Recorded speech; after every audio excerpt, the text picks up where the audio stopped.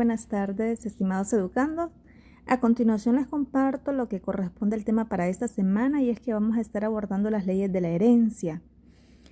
Estaremos trabajando con monohibridismo, dihibridismo. Vamos a aplicar las leyes de Mendel y los indicadores de logro es valorar la influencia de los estudios de Mendel en el nacimiento de la genética. Recuerden que Gregorio Mendel es considerado padre de la genética moderna. Van a definir los términos alelo dominante, alelo recesivo, homocigoto, heterocigoto. Van a establecer diferencia entre genotipo y fenotipo. Van a enunciar e interpretar las leyes de Mendel. Van a reconocer la importancia de las matemáticas en los estudios genéticos.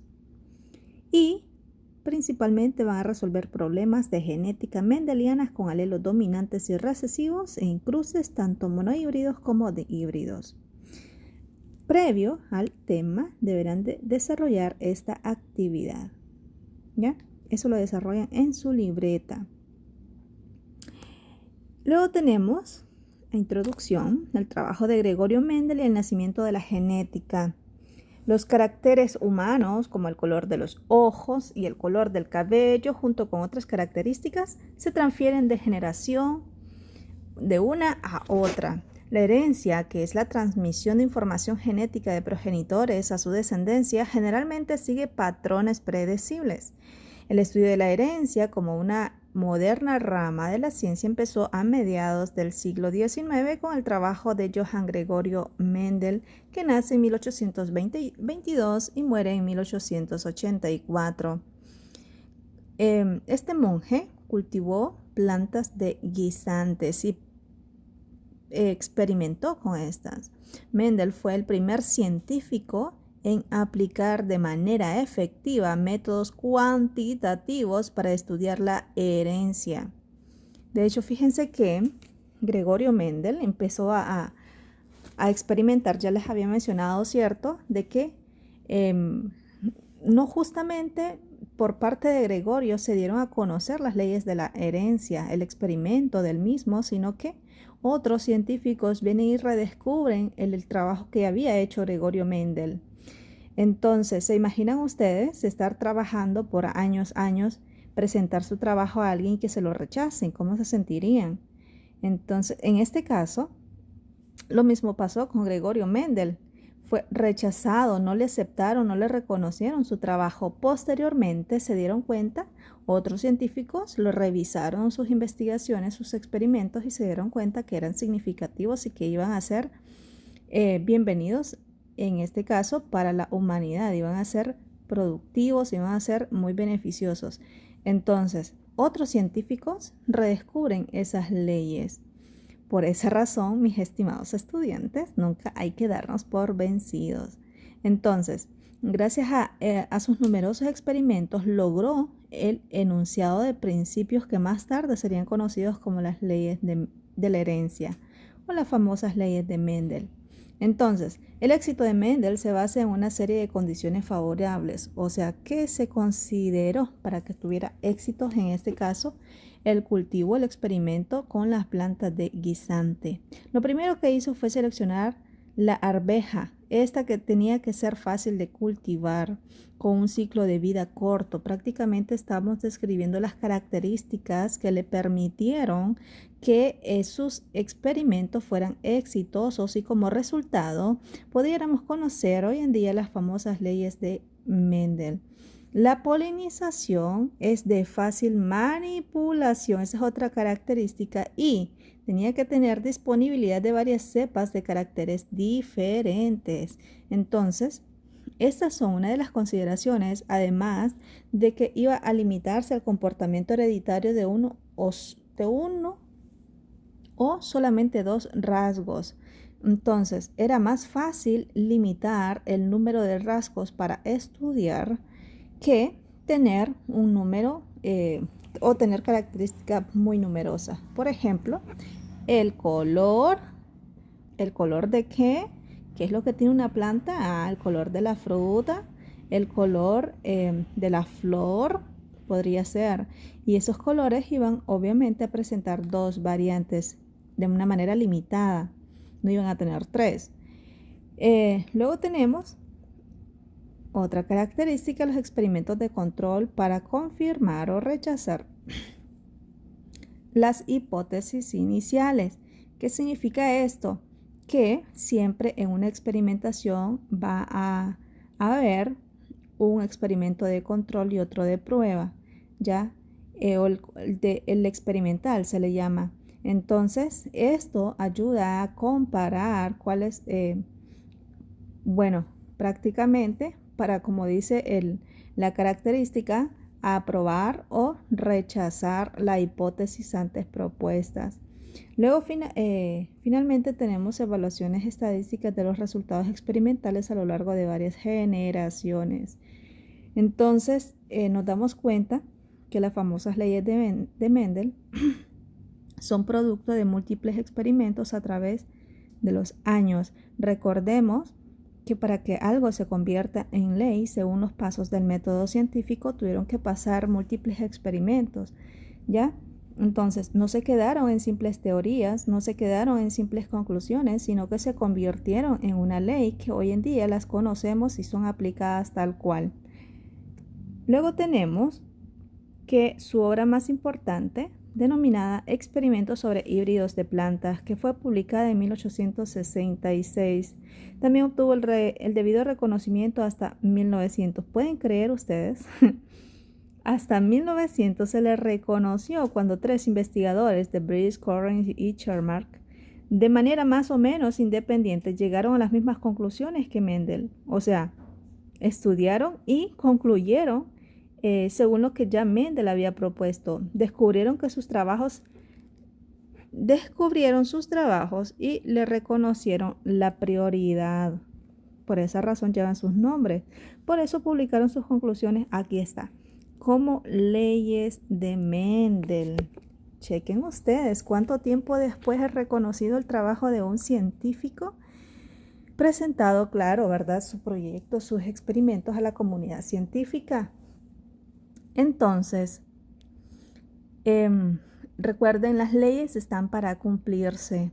Mendel llegó a la conclusión de que los caracteres están determinados por algo. Cada característica que nosotros tenemos, que un individuo posee, está determinado por algo.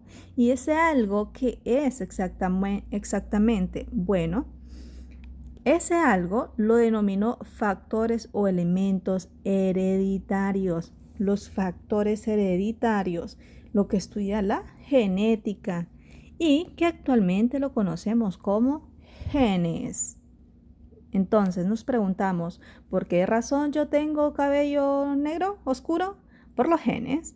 ¿Por qué razón tengo pestañas largas? Por los genes. ¿Por qué razón tengo tez oscura? Por los genes. ¿Ya? O trigueña, por genes. ¿Por qué razón soy baja? Por los genes. ¿Por qué razón tengo labios finos? Por los genes. Entonces, todos estos rasgos físicos, que en genética los conocemos fenotípicos, y de igual manera los genotípicos, que es lo que está en el interior, en los genes, lo que no podemos ver, lo interno, es determinado por algo y ese algo se le denomina genes. Son caracteres que determinan al individuo. Entonces, una vez que hemos concluido con la parte introductoria acerca de las leyes de Mendel, tenemos aquí prácticamente cuáles eran las características que Mendel encontró en esa planta de guisante.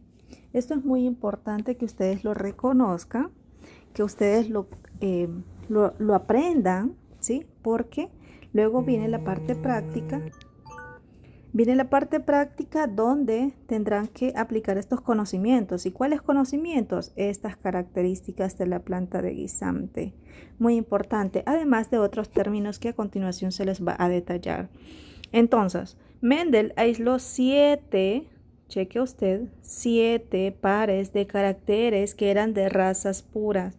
Razas puras. Cuando escuche hablar de razas puras, siempre se mantiene la idea de que estos iban a tener un genotipo homocigoto dominante. Sí, pero usted preguntará, ¿y qué es eso de homocigoto dominante? Bueno, más adelante lo va a comprender, lo va a aplicar y lo va a dominar finalmente. Cada carácter estudiado se presentaba en sus dos variantes. Recuerde, un carácter va a presentar dos variantes, ¿de acuerdo? Un carácter va a presentarse dos variantes. Por ejemplo, el carácter color, pero el color ¿de quién? Del guisante. Presentaba dos variantes. ¿Cuál iba a ser las dos variantes? El color verde y el color amarillo. Entonces, esto yo lo necesito que usted se lo aprenda. El color del guisante, ¿cuál es el color? El verde y el amarillo.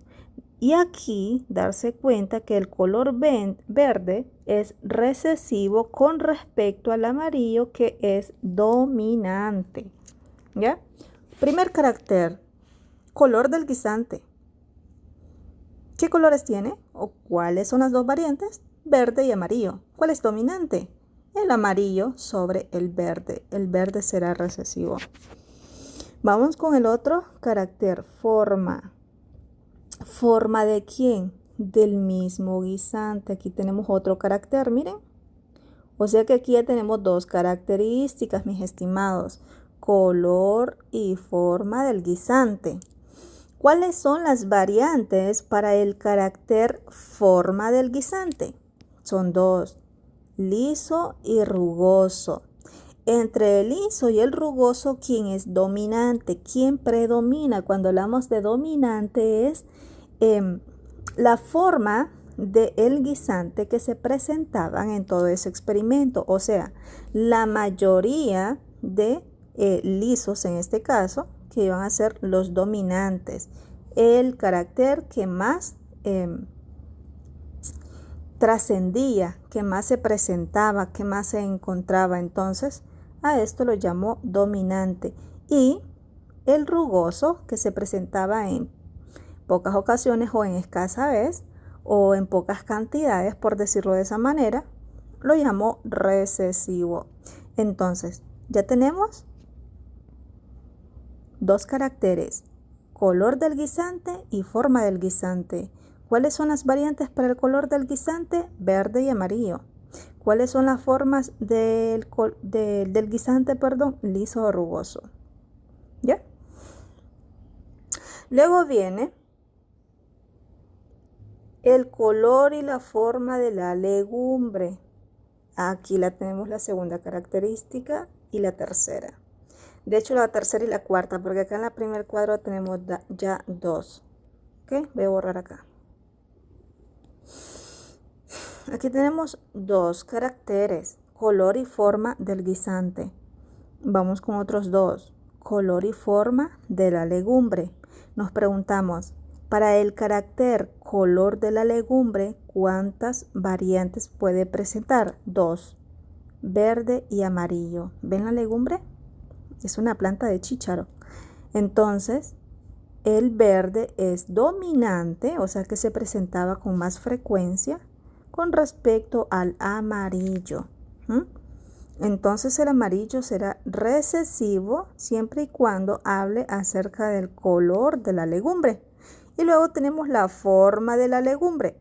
¿Cuál es la forma que tiene? Hinchada y contraída. Hinchada es dominante con respecto a contraída, que será recesiva. Así que nos preguntamos, ¿cuál es el carácter? ¿Cuáles son las variantes para el carácter color de la legumbre? Verde y amarillo. ¿Quién es dominante? El verde. ¿Quién es recesivo? El amarillo. ¿Cuál es la forma de la legumbre? Bueno, las variantes son dos, hinchada y contraída. ¿Cuál es el dominante? Hinchada. ¿Cuál es el recesivo? Contraída. Eso es lo que usted debe de saber. O sea, este cuadro que prácticamente se resume en estas tres filas, en estos tres renglones. Y luego tenemos color de las flores. Claro, estamos hablando de las plantitas, ¿verdad? Entonces, este es otro carácter, ya vamos por el quinto. ¿Cuál es el color que presentaban las flores? Púrpura, eso es una opción, y blanco. El púrpura es dominante sobre el blanco, no se le olvide. En la planta de guisante, las características que estamos viendo en este momento presentan dos variantes y entre esas dos, una será dominante y la otra recesiva. Siguiente característica, posición de las flores. Axial significa que están por todos lados esas florecitas, esto es dominante, y recesiva para las terminal que solamente se ubican en la parte de arriba. Entonces, tanto axial como terminal son las dos variantes de la posición de las flores. ¿Estamos? Y finalmente, la longitud del tallo. Está el tallo alto y el tallo enano o el tallo corto y el tallo largo. El tallo alto es dominante sobre el tallo corto, que es recesivo. Entonces, muy importante, mis estimados educandos, que usted comprenda cuáles son las caracteres que presenta la planta de guisante y las variantes para cada uno de esos caracteres. Eso ha sido todo. Espero hayan comprendido. Recuerden, para dudas pueden escribirme a través del WhatsApp.